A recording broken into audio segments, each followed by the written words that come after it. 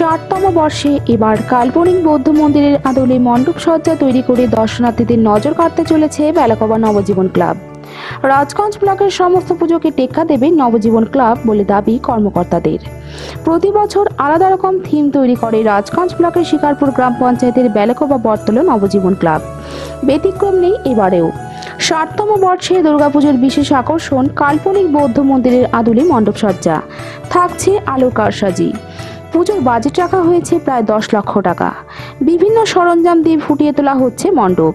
এই বিষয়ে পুজো কমিটির সম্পাদক ও সভাপতি সুনীল কুমার গোপ ও তপন রায় জানায়, 60তম বর্ষে বেলাকোবা বটতলা নবজীবন ক্লাবের বিশেষ আকর্ষণ কাল্পনিক বৌদ্ধ মন্দিরের আদলে মণ্ডপ সজ্জা। বিভিন্ন সরঞ্জাম ব্যবহার করে তৈরি করা হচ্ছে এই মণ্ডপ। আমাদের পুজোর বাজেট রাখা হয়েছে প্রায় 10 লক্ষ টাকা। এছাড়া পুজোর কদিন বিভিন্ন অনুষ্ঠানের আয়োজন করা হয়েছে।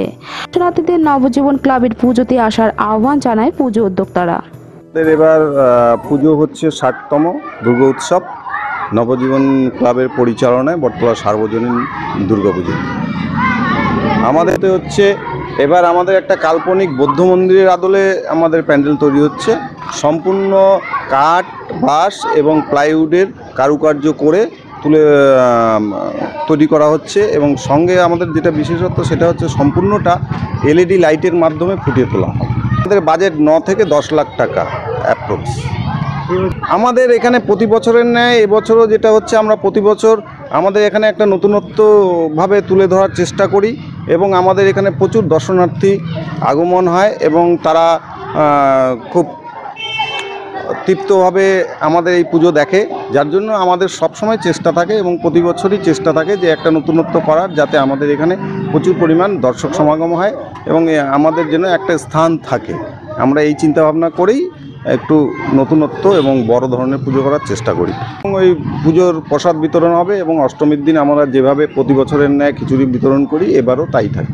দর্শনার্থীদের বলবো যে আমরা যেহেতু নতুনত্ব প্রতি বছর করি, এবছরও করছি, সবার কাছে আমাদের আবেদন যে আহ্বান করছি যে সকলে যেন আমাদের পুজোটা দর্শন করে।